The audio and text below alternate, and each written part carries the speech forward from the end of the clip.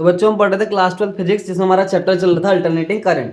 तो इससे रिलेटेड हम कुछ थ्योरी तो कंप्लीट कर चुके हैं। हमने अल्टरनेटिंग करंट के बारे में सीखा, अल्टरनेटिंग वोल्टेज के बारे में भी सीखा कि वो क्या होता है, उसकी डेफिनेशन क्या होती है। और हमने इसमें कुछ टॉपिक पढ़े थे, एसी सर्किट पढ़े थे, कुछ रेजिस्टेंस वाला एसी सर्किट पढ़ा, इंडक्टेंस कॉयल वाला एसी सर्किट पढ़ा। उसके बाद हमने क्या कैपेसिटेंस वाला जो एसी सर्किट था वो भी पढ़ लिया। और उसके बाद हमने एलसीआर सर्किट भी थोड़ा सा क्या किया था, एक्सप्लेन किया था कि एलसीआर सर्किट क्या होता है। और हमारे पास फेजर डायग्राम सॉल्यूशन था एलसीआर सर्किट का। आपको ध्यान रखना है एलसीआर सर्किट में केवल तुम्हारे पास फेजर डायग्राम सॉल्यूशन था। और उसके बाद हम नेक्स्ट टॉपिक पढ़ेंगे, लेकिन उससे पहले पढ़ने से पहले हम एनसीईआरटी के कुछ एग्जांपल करते हैं। और आज का जो है वो एग्जांपल नंबर 7.1, 7.2 और 7.3 हम इस वीडियो में एग्जांपल कर लेंगे। तो आज हम 3 एग्जांपल करेंगे, example number 7.1, example number 7.2 and example number 7.3 और एनसीईआरटी, और चैप्टर हमारा चल रहा है अल्टरनेटिंग करंट। ठीक है, तो अल्टरनेटिंग करंट का आज हम पहला एग्जांपल देखते हैं। एग्जांपल है हमारे पास, a light bulb is rated at 100 watt for a supply of 220 volt. Find number first the resistance of the bulb, number second the peak voltage of the source, and the third the RMS current through the bulb. तो हमारे पास ये question है इस तरीके का, तो इसको हम सॉल्यूशन देने की कोशिश करते हैं।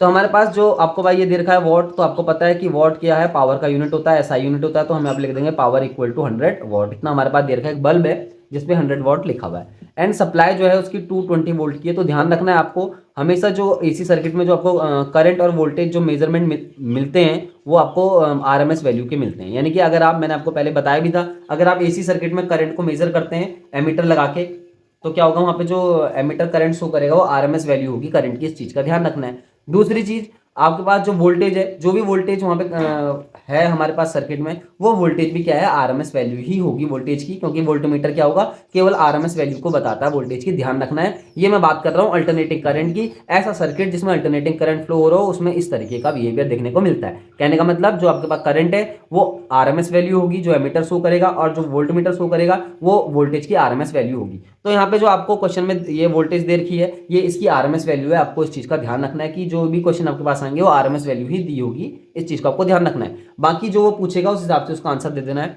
अब हमारे पास ऑप्शन नंबर ए है रेजिस्टेंस ऑफ द बल्ब। तो आपको याद होगा पावर इक्वल टू, एक फॉर्मूला था हमारे पास, power equal to V square R करके ये फॉर्मूला था। अब ये फॉर्मूले आए कहाँ से हैं भाई, पावर का फॉर्मूला आया कहाँ से, इसको थोड़ा सा हम याद करते हैं। तो देखो, अगर आपको याद होगा, पावर इक्वल टू आपके पास होता है वर्क अपॉन टाइम। ठीक है, तो power equal to work upon time, ये तो आपने क्लास 11 में भी सीखा है। तो द बेसिक फॉर्मूला हो गया पावर का। तो इस पावर के इस फॉर्मूले से हम इसको कैलकुलेट करते हैं। अब हम यहाँ पे बात किसकी कर रहे हैं, इलेक्ट्रिसिटी की ना। यहाँ पे क्या हो रहा है, इलेक्ट्रिक करंट फ्लो हो रहा है। तो ये जो वर्क होता है ना, वर्क इक्वल टू, अगर आपको याद होगा हमने इलेक्ट्रिक करंट में पढ़ा था, वर्क इक्वल टू होता है आपके पास V इंटू क्यू।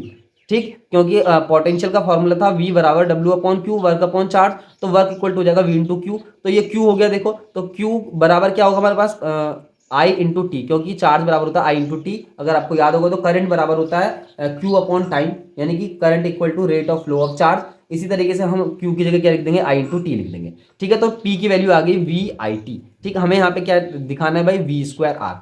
तो अगर आपको याद होगा तो हम इस V की जगह ना, V की जगह हम रख देंगे I स्क्वायर, और V की जगह देखो, अभी यहाँ पे क्या है, देखो ये P, हमने इस Q की जगह IT तो रखा ना, ये नीचे वाला डिवाइड वाला T भी था। देखो ये T से T कैंसिल होगा, तो आपके पास जो बचेगा ना, पावर इक्वल टू VI बचेगा एक्चुअली। तो पावर का फॉर्मूला क्या होता है एक्चुअली में, जो हमने इलेक्ट्रिक करंट में पढ़ा था, इलेक्ट्रिसिटी में पढ़ा था, power equal to V into आई।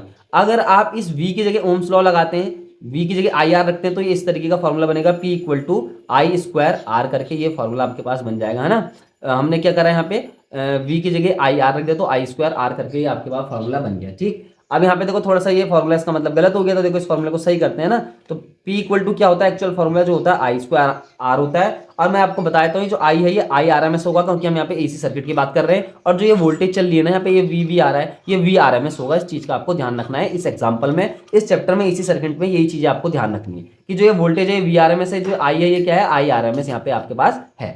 तो पावर का एक्चुअल फॉर्मूला ये होता है। लेकिन पावर का एक फॉर्मूला यहाँ पे से देखो, ये P इक्वल टू वी आई, मैंने आपको बताया कि पावर क्या होता है, P इक्वल टू वी आई होता है। अगर आप यहाँ पे ओम्स लॉ लगाते हैं, फिर से मैं लिखता हूँ V equal to I R, तो मैं इस I की वैल्यू क्या रख दूंगा यहाँ पे, V अपॉन आर, इसकी जगह I की जगह। तो यहाँ पे क्या हो जाएगा V, और इस I की जगह मैं क्या रखूंगा, देखो यहाँ से V अपॉन आर, तो V अपॉन आर हो जाएगा। तो पावर इक्वल टू आपके पास आएगा V स्क्वायर अपॉन आर। तो आपको R कैलकुलेट करना है, तो आर स्क्वायर इक्वल आर क्या हो जाएगा, V स्क्वायर अपॉन पी। देखो R इधर चले गया मल्टीप्लाई में, और P इधर आ गया डिवाइड में। अब आप, मैंने क्या बोला, जो V है ना एक्चुअल में ये V RMS, ठीक है ना। तो V क्या है, जो अल्टरनेटिंग करंट के लिए वो क्या है, V RMS। आपको ध्यान रखना है, ये V RMS की हम यहाँ पे बात करेंगे। तो यहाँ पे क्या करेंगे, इसको वी आर एम एस बना देंगे। देखो लास्ट में तो हमने यही फॉर्मूला लिखना है ना, और इस फॉर्मूले को लिख के हमें क्या करना है, न्यूमेरिकल को सॉल्व करना है। ये सब तो आपके समझने के लिए है कि ये फॉर्मूला पावर का आया कहाँ से, ठीक है। लेकिन एक्चुअल में जो आपको अल्टरनेटिंग करंट में रेजिस्टेंस के लिए फॉर्मूला लगाना पड़ेगा पावर के साथ, वो इस तरीके से लगेगा, R equal to V square upon P होता है, लेकिन वो वी ना होकर वी आर एम एस होगा, क्योंकि हम यहाँ पे अल्टरनेटिंग करंट की बात कर रहे हैं। इस चीज को आपको ध्यान रखना है। अब मैंने यहाँ पे वी आर एम एस की वैल्यू पुट कर देनी है। ये हो गया 220 वोल्ट का होल स्क्वायर अपॉन पावर आपके पास 100 है, तो आप इसको सॉल्व करेंगे तो सॉल्व आपके पास आएगा 220 मल्टीप्लाई 220 कर देंगे, 2 बार 220 आ जाएगा, स्क्वायर हो रहा है उसका, अपॉन में 100 हो जाएगा। इस जीरो से जीरो कैंसिल हुआ, इस जीरो से जीरो कैंसिल हुआ। अब 22 मल्टीप्लाई 22 यानी कि 22 का आप होल स्क्वायर करो, कितना आएगा 484 ओम। ये आ गया आपके पास रेजिस्टेंस की वैल्यू। तो इस तरीके से आपको क्या होगा, रेजिस्टेंस निकल के आ जाएगा। देखो रेजिस्टेंस कैसे निकाला मैंने आपको समझा दिया कि जो ये वी है यहाँ पे जो भी दिया अल्टरनेटिंग सर्किट में, अल्टरनेटिंग करंट वाले चैप्टर में जो वी आएगा वो वी आरएमएस होगा एक्चुअली, है ना। और एक फॉर्मूला आपको पता है वोल्टेज का पावर सप्लाई का, जो एक्चुअल इक्वेशन होती है वो तो V equal to V sine omega T होती है, V equal to V zero sine omega T. V zero peak value होती है अगर आपको याद हो, ठीक है। लेकिन ये वाला वी नहीं है, ये वी आर एम एस वाला वी है, इस चीज को ध्यान रखना है आपको। तो ये आपका पहला क्वेश्चन था ए वाला, और इसका सॉल्यूशन आपको इस तरीके से देना है। अब हम इसका सेकंड पार्ट करते हैं। सेकंड पार्ट क्या है हमारे पास, the peak value of the source, यानी कि हमारे पास क्या पीक वैल्यू ऑफ वोल्टेज, क्या है पीक वोल्टेज निकालनी है ऑफ द सोर्स। तो अगर आपको याद होगा मैंने आपको एक फॉर्मूला बताया था जब हमने आरएमएस वाला डेरिवेशन किया था, कि मैंने आपको बताया था आई आरएमएस और आई में आई नॉट में क्या रिलेशन होता है। ये वाला डेरिवेशन आपने क्या होगा कि आई आरएमएस आई नॉट में क्या रिलेशन होता है। आई आरएमएस क्या होगा, root mean square value of current, और यही जो होता है क्या होता है अल्टरनेटिंग सर्किट में शो होता है, जो एमीटर शो करता है, ठीक। आई जीरो जो हो गया ये हो गया पीक वैल्यू होगी करंट की, इसको क्या बोलेंगे हम, पीक वैल्यू ऑफ करंट। इन दोनों में एक रिलेशन था अगर आपको याद होगा, तो आई आर एम एस बराबर वो था आई जीरो अपॉन रूट टू। अगर आपको याद होगा आई जीरो क्या बोला मैंने, पीक वैल्यू ऑफ करंट, और अगर आपको याद होगा तो आई जीरो की वैल्यू मैंने आपको बताई थी एन ए बी ओमेगा। इस तरीके से क्या होती है आई जीरो की वैल्यू होती है। अगर आपको ये चीजें नहीं आ रही है समझ, तो आपको मेरे पहले थ्योरेटिकल वाली वीडियो जो है वो देखनी पड़ेंगी, तो आपको समझ में आएगा ये मैं क्या लिख रहा हूँ। जिस तरीके से वी आर एम एस ये आई आर एम एस होता है ना, ठीक उसी तरीके से क्या होता है वी आर एम एस का भी रिलेशन होता है। वी आर एम एस बराबर आपके पास होता है V zero upon root two, और वी जीरो की वैल्यू भी यही होती है जो आई जीरो की है। आपको यहाँ पे क्या करना है, बी वाला जो ऑप्शन था उसमें आपको पीक वैल्यू निकालनी है वोल्टेज की, तो वी जीरो बराबर क्या हो जाएगा आपके पास V R M S upon root two. और वी आर एम एस की वैल्यू आपको गिवन दे रखी है यहाँ पे क्वेश्चन में 220 है, तो 220 रख देंगे और अपॉन में रूट टू कर देंगे, ठीक है। मल्टीप्लाई गलत लग गया तो यहाँ पे 1 लगा दो, ठीक है। तो 220 मल्टीप्लाई 1, और एक्चुअली में क्या है यहाँ पे हमने क्या करा है वी आर एम एस की जगह 220 रखा और ये रूट टू हो गया। अब अगर आप इसको सॉल्व करेंगे तो वी जीरो की वैल्यू अब ये कैसे हो जाएगा, 220 रूट टू और अपॉन 2, क्योंकि मैंने यहाँ पे रेशनलाइजेशन कर दिया, मतलब रूट टू से ऊपर मल्टीप्लाई करा और रूट टू से नीचे भी मल्टीप्लाई कर दिया। तो इस तरीके से हो जाएगा, ये कट जाएगा, यहाँ पे आ जाएगा वी जीरो आ जाएगा 110 है ना रूट टू, और ये हो गया वोल्ट, क्योंकि हम यहाँ पे क्या निकाल रहे हैं वोल्टेज निकाल रहे हैं, तो इसका जो यूनिट आएगा वो वोल्ट इस तरीके से निकल के आ जाएगा। तो आपका था ये ऑप्शन नंबर बी कि 7.1 का ऑप्शन नंबर बी कैसे करना था। अब हम बात करते हैं ऑप्शन नंबर थर्ड की, जो हमारे पास ऑप्शन नंबर थर्ड है उसमें हमको पूछा हुआ है कि आरएमएस वैल्यू क्या होगी करंट की। तो आरएमएस वैल्यू करंट की निकालने के लिए आपको क्या करना पड़ेगा, अभी मैंने आपको एक फॉर्मूला बताया था अगर आपको याद होगा, तो वो फॉर्मूला था P इक्वल टू वी आई। क्या था, V और I। एक्चुअल में तो ये होता है ना फॉर्मूला पावर का, V I होता है, लेकिन यहाँ पे अल्टरनेटिंग करंट की बात कर रहे हैं तो V RMS और I RMS निकल के आएगा। तो P equal to V RMS I RMS। यहां से आपको क्या कैलकुलेट करना है, यहां से आपको कैलकुलेट करना है I RMS। तो I RMS बराबर क्या हो जाएगा P अपॉन V RMS। अब P की वैल्यू आपको दे रखी है 100 वॉट और आपको V RMS की वैल्यू दे रखी है 220, और अब अगर आप इसको डिवाइड करेंगे तो आपका आंसर अप्रोक्सीमेट निकल के आएगा I R M S is equal to 0.450 ampere. इस तरीके से आपके पास R M S value of current निकल के आ जाएगी। तो ये था आपके पास एग्जांपल नंबर फर्स्ट, और इसका सॉल्यूशन किस तरीके से करना हो मैंने आपको दिखा दिया, ठीक है। तो आपको याद रखना है पहले थ्योरेटिकल पार्ट जहां पे हमने फॉर्मूले बनाए थे, फॉर्मूले कैसे कैसे बने थे, जब तक वो फॉर्मूले नहीं आएंगे समझ तब तक ये न्यूमेरिकल आपके लिए थोड़ा सा टिपिकल रहेगा। और मैंने आपको एक चीज और बोली, न्यूमेरिकल वाला पार्ट फिजिक्स में करना बहुत इंपॉर्टेंट है, ताकि आपको समझ में आए कि थ्योरी में क्या था हमारे पास। अब हम करते हैं एग्जांपल नंबर 7.2। 7.2 है, a pure inductor of 25 milli henry is connected to a source of 220 volt. हमारे पास एक इंडक्टर है जिसकी जो वैल्यू दे रखी है हमारे पास, यानी कि L 25 milli henry is connected to a source of 220 volt. इसको हमने कनेक्ट कर दिया 220 वोल्ट के सोर्स से। Find the inductive reactance and RMS current in the circuit if the frequency of the source is 50 hertz. तो देखो हमारे पास question क्या है, देखो यहाँ पे ना ये इस तरीके का आपके पास सर्किट बनेगा, ये एसी सर्किट बनाएंगे, यहाँ पे एसी पावर सप्लाई बनाएंगे और इस तरीके से आपको इस सर्किट को ड्रॉ करना है।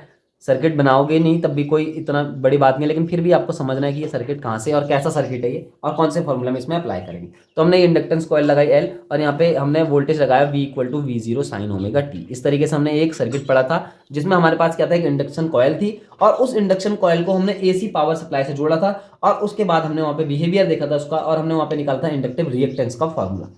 अगर आपको याद होगा इंडक्टिव रिएक्टेंस हमें निकालना है तो इंडक्टिव रिएक्टेंस का फॉर्मूला वहां पे हमने कैलकुलेट करा था XL, हम इंडक्टिव रिएक्टेंस बोलते हैं। देखो ये इंडक्टिव रिएक्टेंस जो भी है ये क्या है, ये इस वाले सर्किट का रेजिस्टेंस है और उसको हम रेजिस्टेंस नहीं बोलते, उसको हम क्या बोलते हैं, इंडक्टिव रिएक्टेंस बोलते हैं। चीज को आपको ध्यान रखना है और वो बराबर था ओमेगा L। ठीक है, अब ओमेगा जो होता है ना, देखो ओमेगा क्या होता है, यहाँ पे एंगुलर फ्रीक्वेंसी होता है, इसको एंगुलर स्पीड भी बोलते हैं, एंगुलर वेलोसिटी भी बोलते हैं। इस ओमेगा की मैं बात कर रहा हूँ और इस ओमेगा का जो फॉर्मूला होता है 2 पाई इंटू फ्रीक्वेंसी, इस तरीके से होता है और ये हो गया कैपिटल L। अब आपको यहाँ पे एक्सेल कैलकुलेट करना है। पहला ऑप्शन तो यही है कि इंडक्टिव रिएक्टेंस कैलकुलेट करो, लेकिन जो जो चीज गिवन थी ना पहले वो लिख देते हैं। गिवन हमारे पास था L की वैल्यू 25 मिली हेनरी। अब मिली हेनरी में होना नहीं चाहिए, आपको पता है SI सिस्टम में हम ज्यादातर फिजिक्स के सवाल सॉल्व करते हैं तो मिली हेनरी को हम हेनरी में चेंज करेंगे 10⁻³ से मल्टीप्लाई करके। और आपके पास जो V दे रखा है, देखो V मैंने आपको पहले बोला था ये VRMS होगा 220 वोल्ट। ठीक है, तो ये जो आपके पास वोल्टेज की वैल्यू दी होती है ना न्यूमेरिकल्स में वो VRMS होती है और मैंने आपको बताया भी था कि ये VRMS है क्या। इसी तरीके से आपके पास और भी कुछ चीजें दे रखी है, यहाँ पे फ्रीक्वेंसी दे रखी है, देखो 50 हर्ट्ज, क्योंकि हर्ट्ज किसका यूनिट है, फ्रीक्वेंसी का यूनिट है। ठीक है, तो आपके पास अल्टरनेटिंग जो करंट है उसकी यूनिट जो आपके पास फ्रीक्वेंसी है वो देखिए 50 हर्ट्ज। अब ये सारी वैल्यू यहाँ पे रखो आप, आपके पास एक्सएल निकल के आएगा। तो एक्सएल बराबर आपके पास 2 इंटू पाई इंटू आपकी वैल्यू 50 इंटू आपके पास एल की वैल्यू रख देंगे 25 इंटू 10⁻³ है ना। ठीक है, और आप इसको सॉल्व कर देंगे तो आपके पास जो आंसर निकल के आएगा ना, आपको सारी वैल्यू रखनी है। सबसे पहले आप रखेंगे 2 इंटू इस पाई की वैल्यू रख दी 3.14 इंटू 50 रख दिया इंटू ये 25 हो गया इंटू ये 10⁻³ हो गया। अब ये सारे नंबर आपस में आप मल्टीप्लाई करोगे तो सारे नंबर आपस में आप मल्टीप्लाई करोगे तो आपके पास जो आंसर निकल के आएगा वो लगभग आएगा 7.85 ओम करके। देखो आप 10⁻³ भी कर दिया मैंने यहाँ पे सॉल्व। ठीक है, 10⁻³ को भी मैं यहाँ पे लिया है। पहले 52 जा 100 करा, 100 को देखो 52 जा 100 हो गया, 100 को इस 3.14 से मल्टीप्लाई करा तो 314 आ जाएगा। 314 को इस 50 से मल्टीप्लाई कर दो इस तरीके से, तो ये 0 0 0 फिर 5 से कर दो, 5 4 जा 20, ठीक, और 5 1 जा 5 और 2 7 और 5 से जा 15, इस तरीके से आ जाएगा। ठीक, तो 0 आ गया, 0 आ गया, 7 आ गया, 5 आ गया, 1 आ गया, इस तरीके से। और उसके बाद इसको किससे मल्टीप्लाई, ये इससे मल्टीप्लाई हो गया, उसके बाद ये इससे मल्टीप्लाई हो गया। ठीक, इसको हमने 100 करा, इसको इससे मल्टीप्लाई करा, उसके बाद 25 से मल्टीप्लाई करना था हमने यहाँ पे, किससे करते 50 से, सॉरी किससे करना था 25 से। तो 25 से इससे मल्टीप्लाई करोगे ना आप तो आपके पास जो आंसर होगा ना वो ये निकल के आ जाएगा 7.85। एक्चुअली में जो आंसर आएगा ना वो इस तरीके से आएगा। देखो आपके पास आंसर आएगा 785 और 0 पॉइंट समथिंग 01 ऐसा कुछ आ जाए। तो आपको 10⁻³ लेना ना, तो इस पॉइंट को ना आपको इस तरफ खिसकाना पड़ेगा, तो यहाँ पे आ जाएगा 3 डिजिट पहले आ जाएगा पॉइंट यहाँ पे। तो इस तरीके से ये जो आपके पास एक्सेल निकल के आ जाएगा इंडक्टिव रिएक्टेंस जिसे हम बोल रहे हैं। और देखो मैंने क्या बोला, इंडक्टिव रिएक्टेंस जो होती है वो इंडक्टिव कॉइल वाले सर्किट का रेजिस्टेंस ही होता है, लेकिन हम उसको रेजिस्टेंस ना बोल के इंडक्टिव रिएक्टेंस बोलते हैं। तो एक्सेल की वैल्यू ये निकल के आई आपके पास 7.85 ओम। ठीक होगी बात, तो ये रेजिस्टेंस हो गया एक तरीके से। अब आगे चलते हैं, आगे उसने बोला आरएमएस करंट आपको यहाँ पे मेजर करनी है। तो आरएमएस करंट मैंने आपको पहले बोला जो आपको यहाँ पे वोल्टेज दे रखी है वो आरएमएस ही दी होती है हमेशा। आपको आरएमएस करंट मेजर करनी है तो आपको एक फॉर्मूला याद दिलाता हूँ।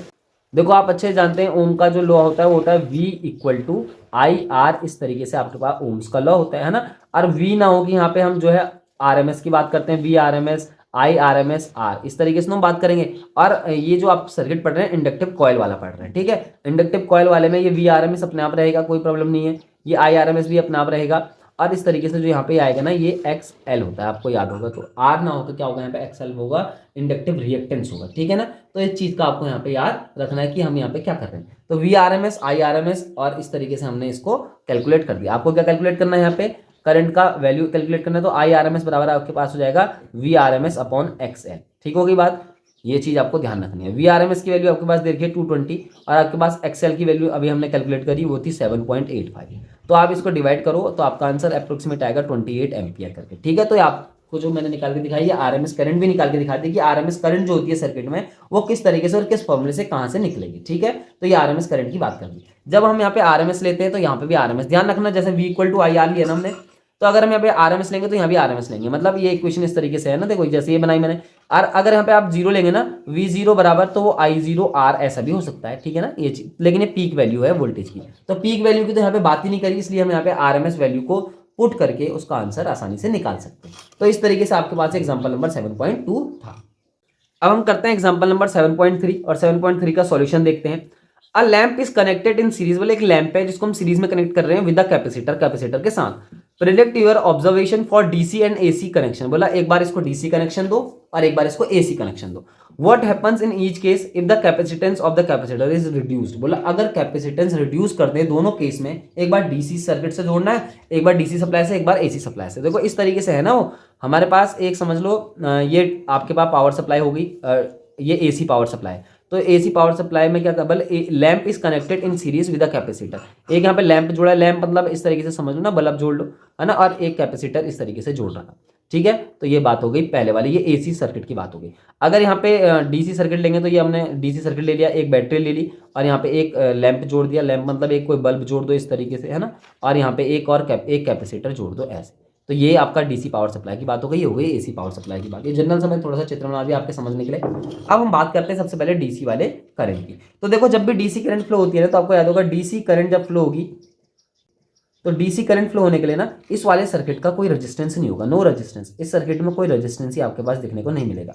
ठीक है ना, इस तरीके से आपको इस चीज का ध्यान रखना है ना। अब जब इसमें डीसी करंट फ्लो हो रही तो कोई रेजिस्टेंस नहीं है, क्योंकि डीसी करंट पे तो हम क्या करते हैं, डीसी करंट पे हमने कैपेसिटर को ऑपरेट किया ही नहीं था। डीसी करंट पे एक्चुअली में होता क्या है, इसका सॉल्यूशन आपको किस तरीके से देना है।